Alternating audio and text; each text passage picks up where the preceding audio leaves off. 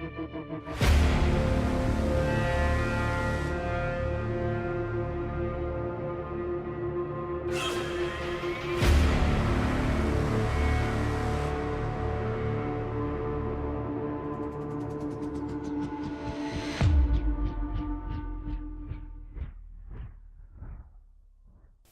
I'm Taimoor Shafique and you're watching Global Dilemma. Tonight we have Richard Burgon MP for Leeds East. We'll be discussing Labour Party's direction, upcoming budget and upcoming challenges for the current government. Welcome to the studio, Richard. I'm delighted to be here. How are you? Yeah, not too bad, Richard. As you know, things are evolving in politics. I'll start from your journey. What first got you involved into politics, Richard? Well, growing up, I was born in 1980 and my parents were teachers, and they used to often talk about how hard things were in schools back when Thatcher was the Conservative Prime Minister. And growing up as well, some of my family were involved in the miners' strike. My auntie, she was the wife of a striking miner in the 1984 to 85 miners' strike, and she was an activist in Women Against pit closures. And so growing up, hearing from my parents about the state of schools under the Conservative government in the 1980s, hearing from my auntie and from my dad's brother, my uncle, who was an activist supporting the miners, hearing about the miners' strike, hearing about all these injustices growing up, got me interested in politics, because politics was very much talked about around the table in our house, and I was interested in that. But perhaps the thing that guaranteed that I would always remain involved in politics, one way or the other, is when I went to university. I was the first person from my family to go to university, and I was lucky enough to go to Cambridge University, where I studied English literature. And I remember going to Cambridge and thinking, these people that I'm meeting here, they're no cleverer than the people I went to school with in Meanwood in Leeds, but because of their connections, because of their confidence, they're going to end up running the country, whether it be in politics, in business or in law. I thought, why should we leave it to them to run things? And that made me think I definitely want to remain involved as much as I can, and why shouldn't I try and get involved in the same way? Because otherwise, these people I went to school with would never have met. These are the people that end up running society. And if you end up having a situation where people run society who aren't really rooted in the real world, then that's when bad decisions get made, and that's when the interests of the majority aren't taken into account. So those were some of the factors, really, that got me interested in politics and being a political activist. And then when I was in my early 20s, the first national demonstration I went to was the demonstration against the Iraq War. The biggest demonstration in British history. So that got me involved and interested in international politics. So those, I suppose, are the reasons I ended up a socialist, a trade unionist and an internationalist, and involved in politics in the way that I am. Richard, you've mentioned injustices in the society at the time, but since your involvement in the politics and with the Labour Party, have you, how far have you gone to fight for injustices, and what's your achievement and what's the Labour Party's achievement to fight for injustices? Well, I was first elected in 2015 to represent my home constituency of Leeds East. So I've been an MP there for just over 10 years. I've been elected on 4 occasions there. In terms of my achievements, obviously every week you achieve things on a very local level with casework that you take up for people, whether it's a housing issue, an immigration issue, an issue in terms of getting the healthcare that they need, a benefits issue. So as a backbench MP, you achieve those things. I think that in terms of the national picture and the international picture, when Jeremy Corbyn was leader of the Labour Party, I supported him to become leader of the Labour Party. I was the Shadow Secretary of State for Justice for 4 years, in charge of the Labour Party's policy in relation to prisons, probation and the courts. I think some of the policy achievements that we had then, developing policy, although we sadly didn't win the general election, were important achievements of our team, so it wasn't just about me. But in Parliament, I've been pushing for a number of things. You know, things locally, issues nationally, but also internationally as well. And I think the international perspective is very important. I was watching the opening credits to your show, and it shows many world events, it shows many world leaders. And I think it's really important that members of Parliament stand up for justice, not just at home, which is vitally important, but abroad as well. And I was the first member of Parliament to bring a parliamentary motion calling for a ceasefire in Gaza. Of course, I voted for a ceasefire, but something I am proud of, as we've seen this horrific genocide unfold, is the fact that myself and my mate, the Labour MP from Bradford East, Imran Hussain, we convened at the outset of Israel's war on Gaza. We arranged in Parliament a series of parliamentary evidence sessions where MPs on a cross-party basis could listen to testimonies from people who'd been in Gaza of the war crimes being carried out in Gaza by Israel. And as a result of those sessions that we organised, that were attended by 80 MPs from 9 political parties, we put together a dossier of evidence. And myself and Imran went to the International Criminal Court in The Hague, and we presented the evidence we'd gathered of Israeli war crimes when we met with the Chief Prosecutor's team. They accepted that evidence before they carried out their final considerations of whether or not to apply for arrest warrants against Netanyahu and others. So I was proud to have played my part as an MP in that campaign for justice, and that's something that I am proud of. That's the same reason that myself and Imran have started a new organisation in Parliament, which is the Sanctions on Israel Working Group. And I recently published a full parliamentary bill which outlines what sanctions should be taken against Israel. So in terms of the international situation, that's a campaign for justice that I've been very proud to be involved in.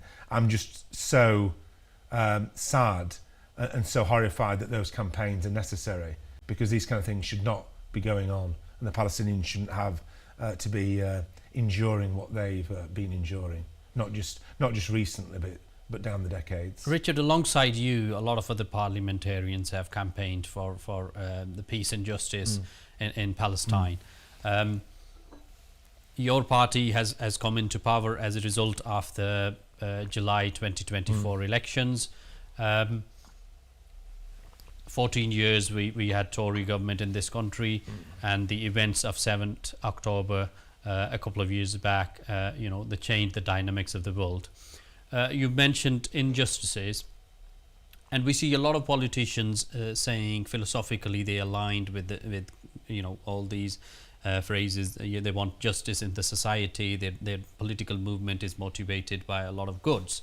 However, we see that gap widening and widening in the current Labour government as well. A lot of people have got grievances over this current Labour government. What do you see, why there is a gap between the political governments or political people and the people on the grassroots in terms of justices or any delivery for the local or common people? Well, I think that people voted Labour at the last general election because they wanted real change.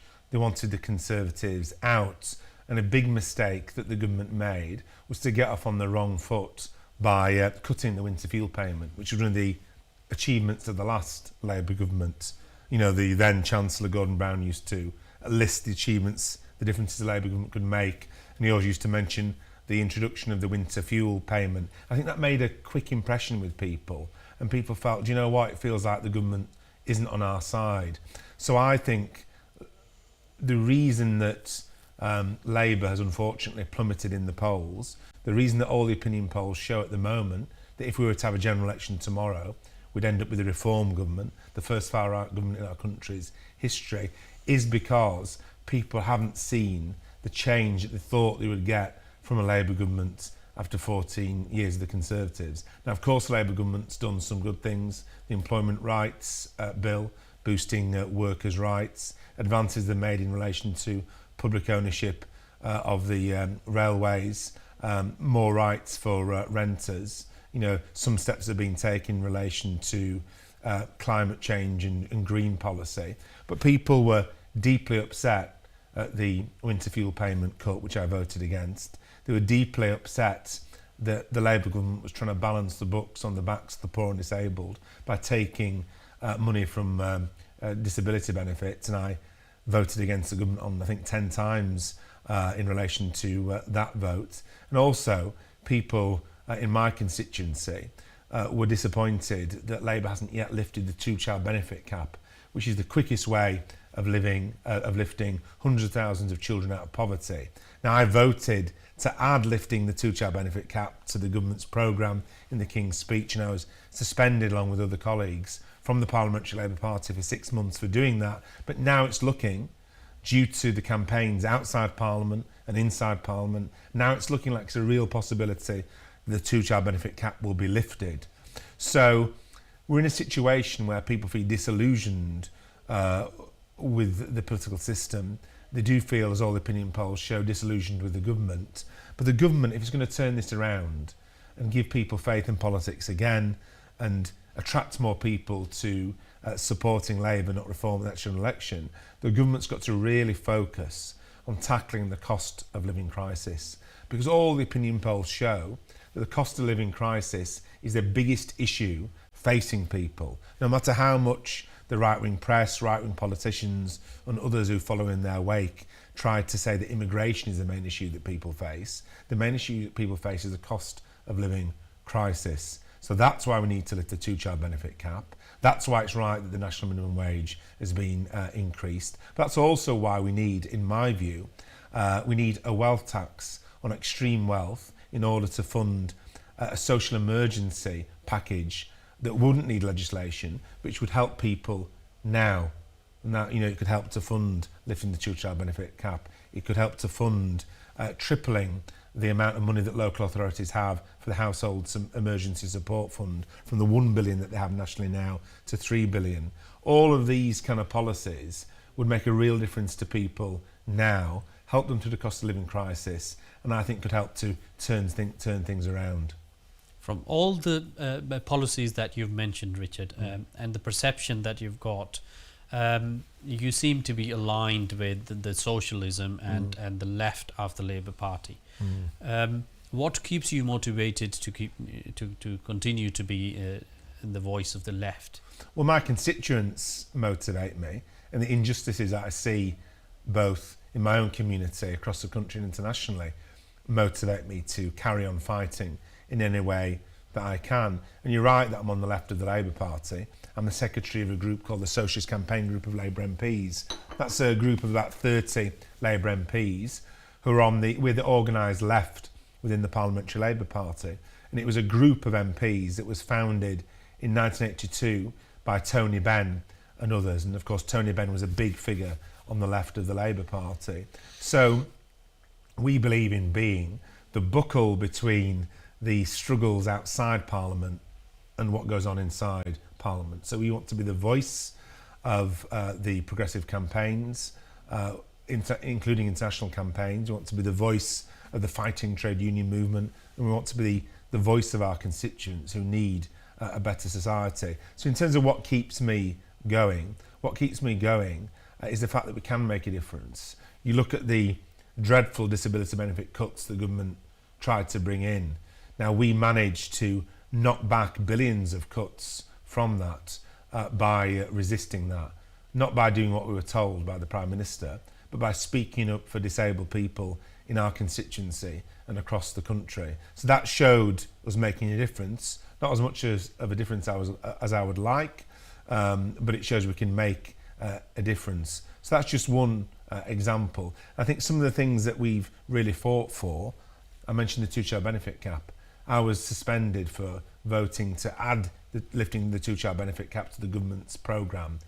Under pressure, it now looks like the government might be about to, at the budget, announce the lifting the two-child benefit cap. So that kind of progress keeps me going, because I and others, both inside Parliament and outside Parliament, have carried on fighting for this, and we will carry on fighting. And Richard, you've said you've always advocated for more representation from working class into the Parliament, and today we are seeing that gap is becoming wider and wider. As I've already mentioned, the gap between the political system and the common people. How what does that mean in practice? More representation from working class, and how can we actually encourage to achieve those targets? So I think that the working class majority is underrepresented in Parliament, and obviously we need our Parliament to be as representative as possible. Historically, Parliament has been very unrepresentative in relation to the representation of women, ethnic minorities. Do you think we are moving towards a positive dimension, then getting more working class people into the Parliament? I think it's been great that now we have a situation where around half of Labour MPs are women, where Parliament's far more diverse than it used to be in terms of ethnic minority representation in Parliament. But at the same time, we also need to accept that there's a job of work to do in terms of increasing working class representation in Parliament. And one of the ways maybe that this has been stalled, or actually we have gone backwards on it, is because of the historic weakening of the trade union influence, because lots of working class MPs used to come from a trade union background. But I also want to say that it's not just someone's background that counts, because often it's not where you come from, it's what you actually do that matters. And so, you know, we need a Parliament that, regardless of who's in it, stands up for working class interests. So you could have, for example, somebody from a working class background who supports the kind of politics of backing the super rich. And so people's ideas and people's policies are also very important as well. It's not just about representation, but representation is very important. Which is what I was coming to the next question. Do you think the current diversity of the Parliament is a true representation of the term diversity, or is it politically engineered or engineered version of the diversity? It's an interesting question. I think it's really important that Parliament's more diverse than it used to be and looks more like the country than it used to do. But at the same time, we need to ensure that there's a culture in Parliament where people feel that they can speak their mind and speak up for their constituents without being punished. And I want to say that in the Labour Party, there hasn't been that culture. I mentioned myself and some other colleagues of mine were suspended from the party whip for standing up for our constituents, speaking up and voting with our consciences. Now, I don't think MPs should be suspended from their party for that, because if you look at the situation you've got Labour plummeted in the polls. The Prime Minister has been tanking, I'm afraid, in the opinion polls in terms of his personal approval rating. And we've got the prospect of the first far-right government in our country's history. You know, we've had right-wing governments before. We've had very right-wing governments before. We've had Thatcherite governments before. We've never had a far-right government before. And if we're going to have a situation where the Labour government becomes able to prevent this and fulfil its historic duty of preventing the first far-right government in our country's history, then that means all ideas must be welcome and all ideas must be taken on board. We can't have a culture of fear where backbenchers don't feel that they can speak up or disagree or propose new ideas. Now, whatever I'm threatened with won't stop me doing what I think is right for my constituents and right for the country. But some MPs do get intimidated. And we're not going to have the culture that can bring forth the ideas and policies needed to tackle the cost of living crisis and defeat reform if backbench Labour MPs don't feel they can come forward and say what they think on behalf of their constituents. Richard, the next biggest challenge the Labour government has got is the upcoming budget. If the current Chancellor gets it wrong, what's the single biggest threat that we've got?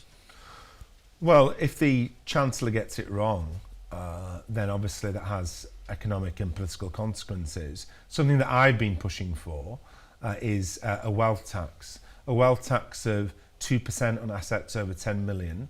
That would raise £24 billion a year, which I'm arguing should be used for an emergency social fund to help people through the cost of living crisis, lifting the two-child benefit cap, dramatically increasing the household emergency support fund that local governments can pay to people who are really struggling, increasing the household allowance so that it meets rents rather than is outstripped by rents. These are just some ideas. So, £24 billion could be raised through a fair wealth tax, 2% on assets over £10 million. You could equalise capital gains tax with income tax. That could raise around £14 billion a year. And just so viewers are clear, what that would mean is that tax on income through work would be the same as tax on income from selling selling dividends, for example. So you look at the situation where if somebody makes £30,000 a year through going to work, they're taxed at a higher rate than someone who is receiving £30,000 in share dividends a year, and that can't be fair. It was actually the case briefly, even under Margaret Thatcher, that capital gains and income were taxed at the same amount. That would seem to me to be fair. But tax wealth and not workers. But what single or which kinds of the taxes do you seem or do you recommend rising next week? Oh yeah, so a wealth tax of 2% on assets over £10 million. I'm campaigning for that. I've written an open letter to the Prime Minister and Chancellor, which has been co-signed so far by 15,000 people. I've put down a parliamentary motion calling for this particular type of wealth tax, which has now been signed by 52 MPs, including 31 Labour MPs. So that is the main thing I'm calling for in advance of the budget, for the purpose of helping people through the cost of living crisis. And I'm very glad that the rumours that the government was going to break its election manifesto pledge and increase income tax on people on £45,000 or £50,000 a year. I'm very glad it appears that that's been dropped or isn't going to be pursued. I think that's good news. So that's increasing revenue, but in terms of budgeting, where should the Labour government stop cutting and start investing right now? That's a good question, because obviously you can't cut your way to growth, and we can't also as a Labour government be seeking to balance the books on the backs of the poor, the vulnerable and the disabled. And that's why I objected very strongly to the government's attempts to push through such huge disability benefit cuts. In fact, I don't think a single penny should be taken from disabled people who need that money. Why can't we instead tax those at the very top? It's really interesting to note that billionaires have more than doubled their wealth in the UK since 2010. In 2010, the combined wealth of UK billionaires... The sort of PIP's cut you've mentioned, and that won't be sort of an investment or increasing the revenues. So what areas should the government be investing immediately to increase the revenues? Well, obviously the government needs to invest in, I think, in new green employment jobs, in new green industries. But also, if the government takes money from the poorest people, that actually doesn't help the economy at all, because it means that people, you look at disabled people, for example, the cuts to disability benefits and cuts to PIP result in disabled people, for example, not being able to leave the house. It restricts their life experience, which restricts their spending, restricts them going out. So these things don't make economic sense either, in my opinion, and they certainly don't make moral sense. But I want to make this important point about UK billionaires' wealth, because it is important, because most good things the government can do. It seems like is wealth tax your red line now, Richard? Well, it's not a red line, it's a key policy for me. I've been pushing for a wealth tax for many years. I think I first raised a wealth tax in Parliament in 2021. But most good things the government can do cost money. And some people say there's no money left. I totally reject that. You look at the combined wealth of UK billionaires. In 2010, the combined wealth of UK billionaires was £250 billion. Now, the combined wealth of UK billionaires is over £600 billion. So their wealth, the wealth of UK billionaires, has more than doubled since 2010. Now, people watching this, I'd ask them, have your wages doubled? Of course not. Has your wealth doubled? Of course not. Has your standard of living doubled? Of course not. So whilst people have been really struggling to pay their energy bills, struggling to get by, those who are almost unimaginably wealthy at the very top have been getting richer and richer and richer. And I think it's very moderate and very fair that the government should seek to get them to pay their fair share to help the rest of people in society. So a wealth tax is one way of doing that. But I want to totally reject this argument that in this, one of the richest countries on earth, there's no money left, because there is money left and plenty of it. It's just in the wrong hands. So the government needs to grasp the necessary nettle of economic redistribution, of wealth redistribution, because otherwise, along with the self-imposed, very restrictive fiscal rules, the government will end up going down the path of cuts. And cuts are morally wrong, but they also breed political despair and actually accidentally pave the way for a reform government. We'll go for a short break here and continue the discussion with Richard Burgon after the break. Welcome back to Global Dilemma. We were having discussion to Richard Burgon around the upcoming budget of Labour Party. Richard, continuing the discussion from where we left. Whenever we hear any arguments about budgeting or any discussion about budgeting, it's always about cuts, austerity, and if the current government refuses or fails to scrap the austerity and the cuts, is that going to be a political failure or Britain's failure? Well, it would be the wrong political choice and the wrong moral choice to have an agenda of cuts, and that's why I oppose the government's disability benefit cuts. Well, look, when it comes to the budget, you know, they need to be taking fair decisions, bold decisions, decisions to raise tax on the very wealthiest through the wealth tax that I've been campaigning for as one of the measures that they should adopt. What we really need is a budget which is going to deal with the cost of living crisis. That's the biggest issue that people are facing. And if the government doesn't get that right, then obviously that would let down people across the country. But it also end up accidentally paving the way for a reform government, because unless our government delivers on the cost of living crisis, then more and more people, I think, will listen to the siren voice of Nigel Farage and reform. So in your view, is Labour government delivering the real change, yes or no? Not yet, no. Which is why I've ended up voting against the Labour government's policies on a few areas, you know, disability benefit cuts. And what's the biggest mistake since taking office? What's the biggest mistake in your view the Labour government has made? Well, the biggest mistake in terms of the opinion of the public in this country, I think the biggest mistake was to cut the winter fuel payment, because one, it was wrong, it wasn't in the manifesto, it affected some really poor pensioners, but also it sent an early message to the public that sounded to the public like the government's not on your side. And so I think that was became a defining error earlier on in the Labour government's time in office. And so it was right that they virtually fully reversed that decision. But they shouldn't have made that mistake in the first place. But if they'd have listened to backbenchers, they wouldn't have made that mistake. And that's why when it comes to the budget, you know, and when it comes to, for example, the new immigration policy, which I'm really concerned about, the government should listen to backbenchers, learn the lessons of the mistakes it's made before, which made it unpopular with the public.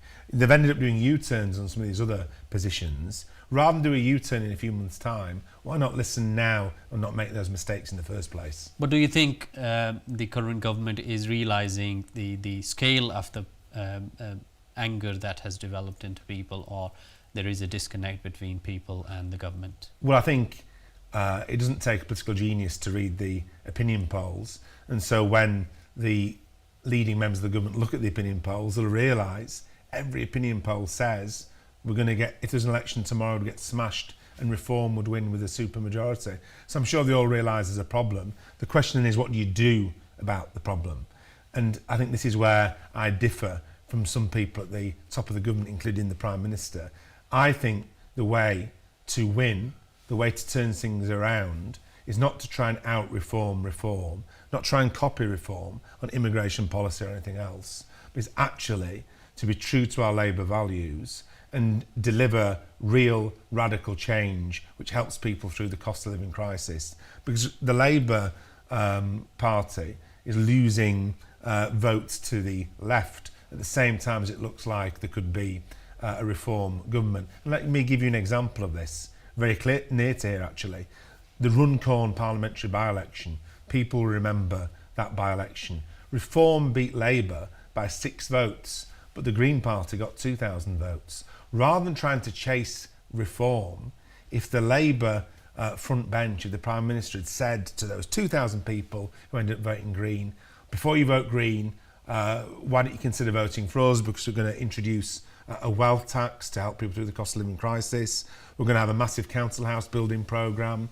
We're going to take action on all sorts of issues. We're going to protect disabled people. I'm sure we'd have got more than 6 votes out of that. We would have ended up with another Labour MP rather than an extremist reform MP. And so I think that's a lesson that the government should draw for the whole of the country, in my opinion. So you're saying if Labour fails to deliver a transformative budget, there will be another reform surge?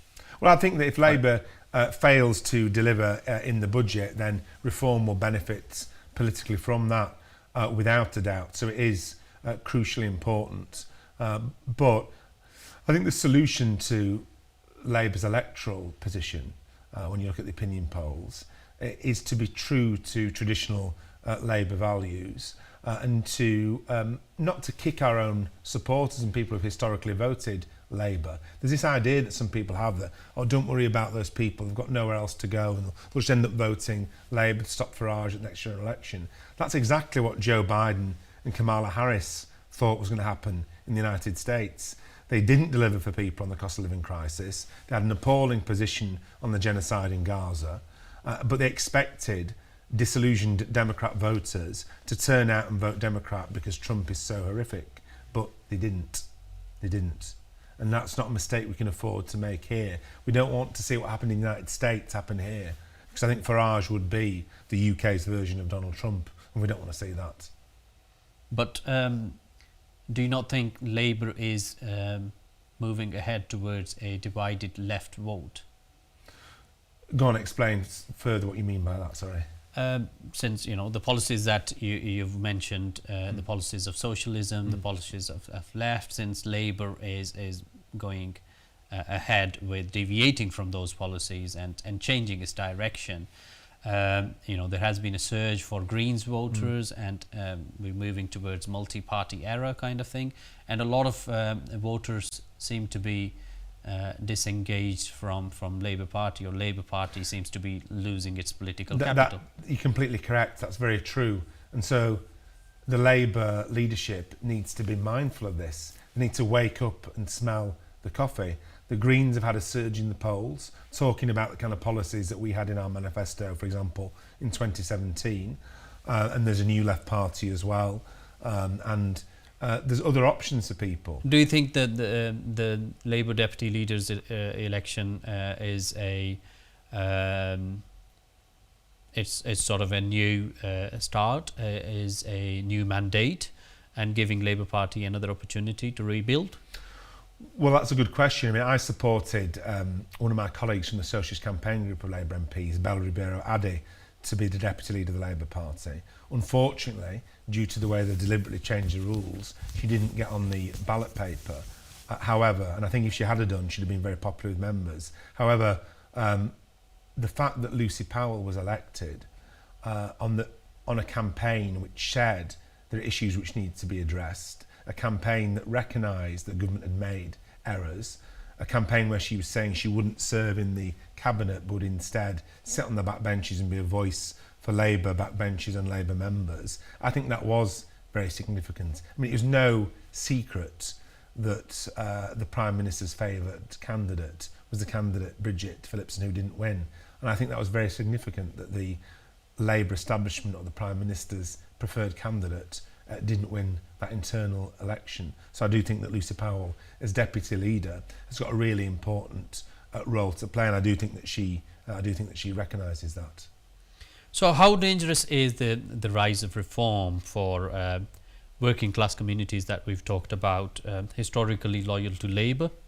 How dangerous is the surge in reform to those communities? I think it's really dangerous, and I think that we don't end up sleepwalking into the first far-right government in our country's history. Farage is very good at posturing as if he's a man of the people. Nothing could be further from the truth. He hero worships Thatcher. He now worships Donald Trump. He would be the UK's Donald Trump, in my opinion, with everything that would mean. He's a former merchant banker who's talked about the need to move it from our National Health Service to an American-style healthcare policy where, in my opinion, they feel for your wallet before they feel for your pulse. He recently spoke out saying, he was talking about young workers getting paid too much in the minimum wage. So those aren't policies that are on the inside of ordinary people. He voted against the improvements to employment rights. He opposed improvements to workers' rights. But isn't that the reforms rise? Isn't that as a result of the Labour's cautious?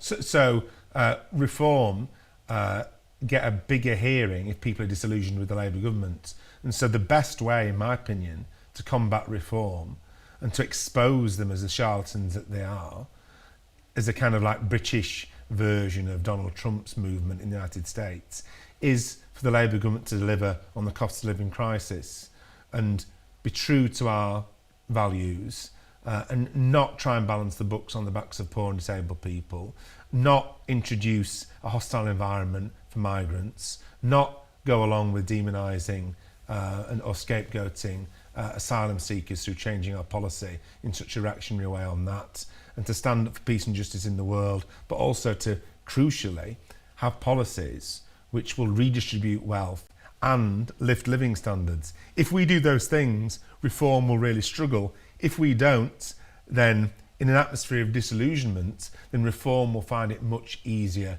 to thrive. And one of my main concerns is that the Prime Minister, through some of the policy decisions he's been making, is actually through trying to out-reform rather than, I think, govern in a recognisably Labour way. I think through doing that, he's accidentally paving the way for a reform government, and we can't allow that to happen.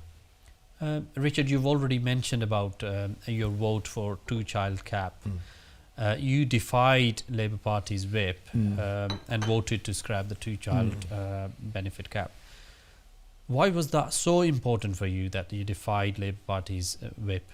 Because I think that the Labour Party exists to not only lift people out of poverty, but to abolish poverty. I believe that was one of the key founding objectives of the Labour Party when it was founded around 120 years ago. And because when I look around my constituency, I see children living in poverty through no fault of their own. And all the experts agree, and the former Labour Chancellor Gordon Brown agrees, that lifting the two-child benefit cap, scrapping it in its entirety, is the quickest way to lift hundreds of thousands of children out of poverty in this one of the richest countries on earth. And if that's not a reason that should drive our politics, then I don't know what should. So that, for me, is something I will always vote for and always support, lifting the two-child benefit cap. I've done it since then. I'll continue to argue for it. And I do think there's now a good chance that the government will finally lift the two-child benefit cap. We've got to be involved in politics to tackle poverty and change people's lives. That's exactly the kind of policy that will do that. And you also voted for the recent PIP changes. I voted against them. You voted against it. What was fundamentally wrong with it? What was wrong with it? It was the government trying to balance the books on the backs of poor and disabled people. And that's completely morally wrong. Why is it the case that it's always easy to take money off pensioners, of disabled people, off poorer people, but somehow it's meant to be impossible to take more money off the super rich? I just don't buy that at all. I don't accept it. I don't accept it morally. I don't accept it politically. I don't accept it economically either. So do you agree with the current, or do you trust the government's policy on welfare reforms? No. I think that the government got it badly wrong on disability benefits. I'm glad that they dropped some £2 billion worth of their cuts due to opposition from Labour backbenchers. But I think we've got to be vigilant on this. I'm really proud to be a patron of Disability Labour, which is a group of disabled people, Labour Party supporters, and I work with them and other organisations such as Disabled People Against the Cuts to oppose the government's reforms, in other words, cuts to disability benefit. But at the end of the day, people struggle with the benefit system as it is. The idea that we'd be taking money off disabled people is profoundly un-Labour and profoundly wrong in my view. And you've consistently voted against the austerity-linked measures. Do you feel isolated in the Parliament, or do you think that the support is growing? I think support for a better way forward economically is growing. I was one of the first MPs in Parliament to argue for a wealth tax. I've really pushed on that for years and years, and more MPs are now taking up that call for a wealth tax. So like a wealth tax is an idea that's time has come, in my opinion, which is why right-wing journalists and economists are so keen to criticise it all of a sudden, is because opinion polls show that 75% of the public, including the majority of reform voters, support a wealth tax. And so, yeah, I'm against austerity. I don't think it makes moral sense, political sense, economic sense, and I'll continue to be against that. You know, we need investment, not cuts. We need redistribution from the very richest to the rest of society, not taking money from those who can't afford to lose it. And you call for a new economic settlement. What would that look like? Well, I think we need a whole new approach. You know, we can't have a situation where the government's self-imposed fiscal rules stop us doing what's necessary to really lift living standards and improve public services after 14 years of conservative austerity.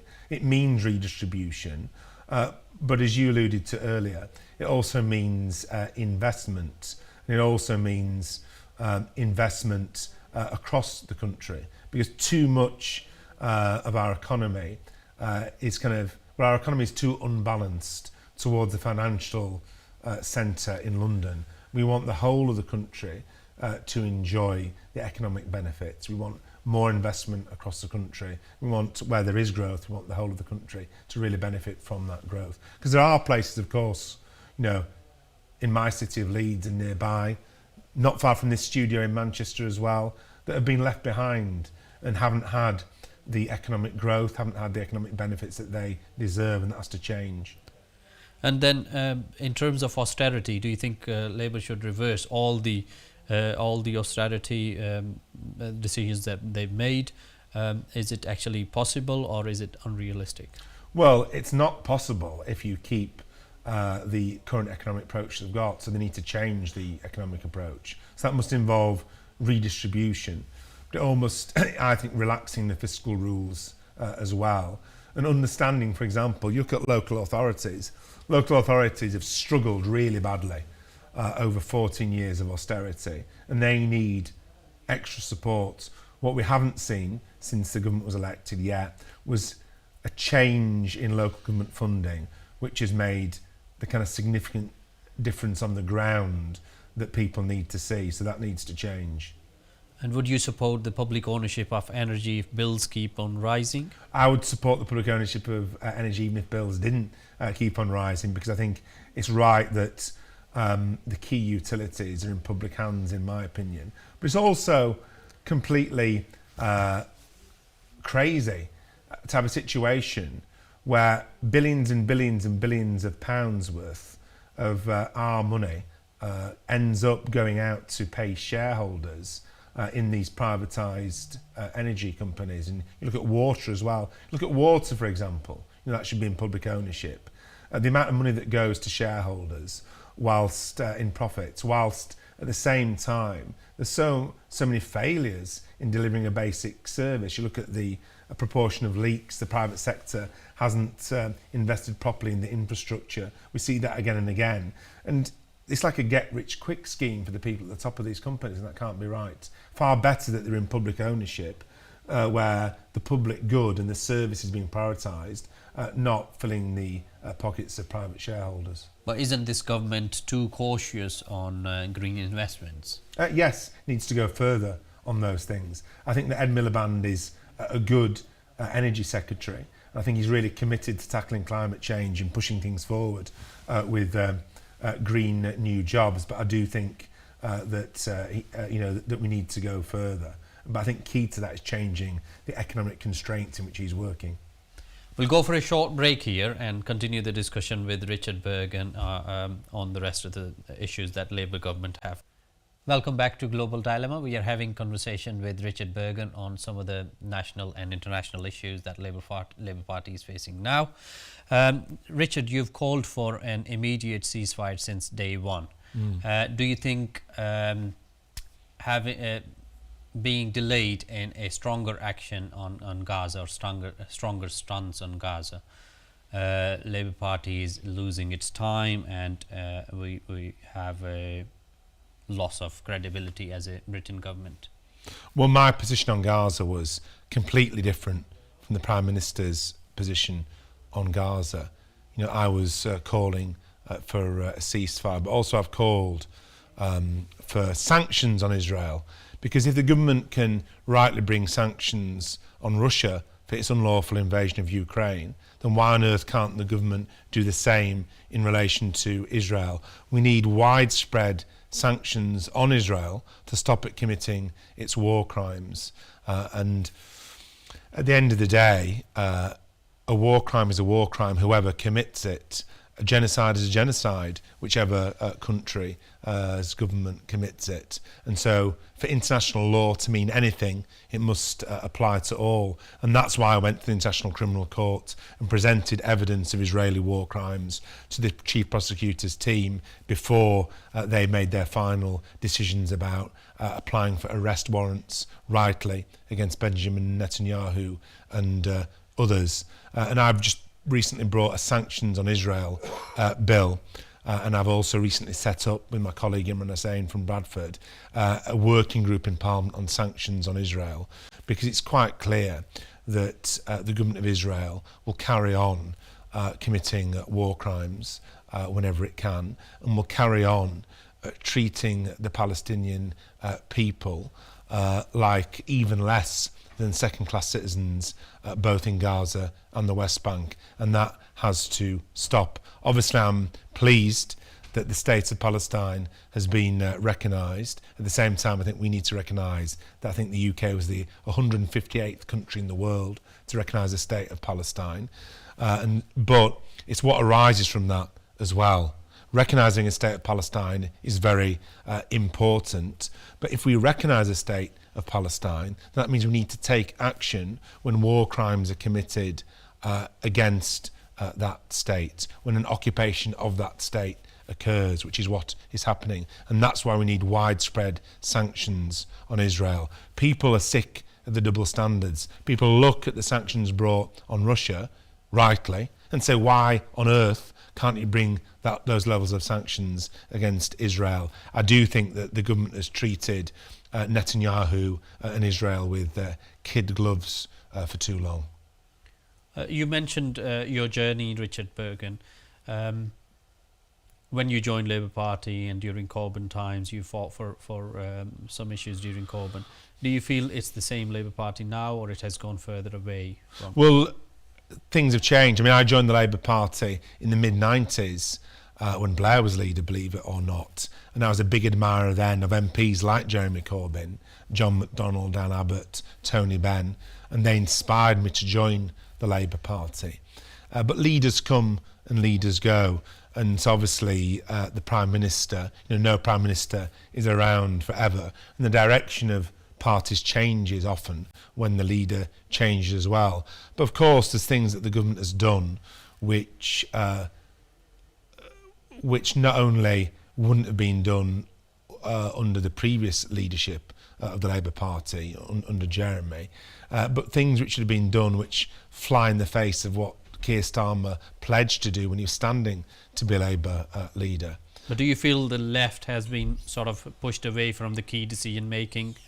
Well, of course, I remember when the Prime Minister phoned me up when he became leader of the Labour Party to say, my services weren't required in the shadow cabinet anymore. That's fine, but there's no left representatives in the cabinet. I don't think that's good for the government, because I think that if you look at the history of the Labour Party, even Tony Blair had people from the left of the party in ministerial positions in the 70s, in the 60s, in the 40s. Like, look, in the 70s, you had Tony Benn from the left as a cabinet minister. You had Dennis Healey on the right of the Labour Party as a Labour cabinet minister as well.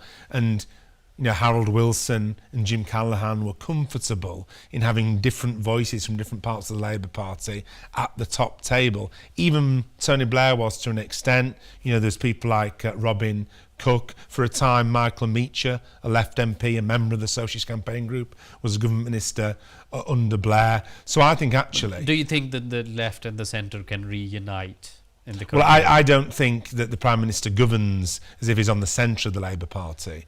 And I think that the centre of the Labour Party and the left of the Labour Party work together well and agree on many issues. If you look at disability benefit cuts or the situation in Gaza and other things. But I do think that the Prime Minister is operating in a different kind of political space to that, to the extent that he's now ending up trying to out-reform reform to defeat reform. And you can't do that. You can't beat reform by trying to out-reform reform. And we need to understand what's going on. We got rid of a deeply unpopular Conservative government, and the Tories have done so much damage to our country over 14 years, and people saw through them. But now we've got our government, the Labour government, plummeting in the polls, and we've got reform that have kind of replaced the Conservatives in the opinion polls, but they're even worse than the Conservatives. They're even more dangerous. Farage started off worshipping Thatcher. He now worships Donald Trump. I think it would be a far-right government posing at this point as the people's friend when nothing could be further from the truth. So we've got a big challenge, a big historic challenge. And what we need to make sure we're not doing is fighting the battles of the past. And if the current Labour government fails to deliver a redistributive change in the budget, what would it mean for places like Leeds? Although the Chancellor's background, it's her constituency in Leeds. Well, constituencies like mine, which contain some of the poorest areas in the country within it, are crying out for investment after 14 years of Tory austerity, and that's what they need. That's the kind of real change that they need. So the budget has to be part of that. So could we see a breakaway left movement if Labour continues to move towards centre?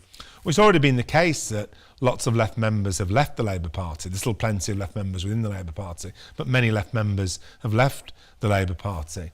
And, people remember the Prime Minister saying, if you don't like it, there's the door. But that's the wrong attitude to have, because this idea that people have nowhere else to go was never true, but it's even less true now. I remember in the run-up to the 2015 general election, Peter Mandelson was saying, and others, were saying, don't worry about Scotland, people have got nowhere else to go than Labour. But eventually the SNP wiped Labour out in 2015. And so no voters should be taken for granted. All voters and supporters should be treated with respect. And the reality is the Greens are on a surge, there's a new left party. And of course people have the other option of not voting at all. And so any analysis shows the majority of votes that Labour are losing aren't going to reform. The votes that Labour are losing are far more likely to be going to other left or centre-left parties or to not voting. And that is a reality that the Prime Minister needs to grasp if he's going to try and turn this round. Richard, you're a student of leadership. You're a politician and you've observed many different kinds of the leaderships. Do you think in the country, Farage at the moment, although you're not aligned with his leadership style, is the only one offering leadership in the political parties, and Labour being too cautious and making slow and not proactive but reactive decisions, is not encountering the leadership that Farage has offered to his party? Well, I think Farage is a very good con man. A very good con man. In my opinion, he is trying to hoodwink ordinary people who've had a really tough time over the last 14 years into thinking he's on their side. He's not. But we can't have a situation where our Prime Minister, where our government accidentally paves the way for his path to power by not delivering and by not taking him on with what I would call real Labour values. You can't beat him by trying to copy him. You can only beat him by being true to ourselves. And when I see the new announcement in relation to asylum policy, that's not being true to ourselves. When I see the disability benefit cuts, that's not being true to ourselves. When I see the policy we had in relation to Gaza, that's not being true to ourselves. We need a government, a Labour government, that has a radical change of direction, redistributes wealth, lifts the cost of living crisis, has a principled position in support of peace, human rights and international law on the international stage. If we have those things, not only will we be doing the right thing, but we can and will beat reform and stop the first far-right government coming to power in our country's history. Well, just before a week before the budget, what's your single best message for the Chancellor before she delivers the budget, and possibly one for the Prime Minister as well? My single message for the Chancellor would be to tax wealth, not income, and tackle the cost of living crisis. My single message to the Prime Minister would be stop trying to triangulate with reform, stop trying to copy reform, have a radical change of direction, be true to Labour values, and by doing that you can change people's lives for the better in our country and deliver the kind of real change that will help us to defeat reform. So those would be my two messages. And what would a truly transformative budget headline would look like tomorrow morning? Well, I think it would involve lifting the two-child benefit cap. It would involve further increasing the national minimum wage. It would involve a wealth tax on the super rich to redistribute wealth, and to have a social emergency fund to help people deliver the cost of living crisis. It would include a massive council house building programme. These are the kind of things I think we need to see in the budget. That was Richard Burgon, Member of Parliament for Leeds East. Thank you very much, Richard, for joining us today and having a wonderful debate on the upcoming budget. That's all for tonight from Global Dilemma. Continue watching DM News, and I'll see you next week.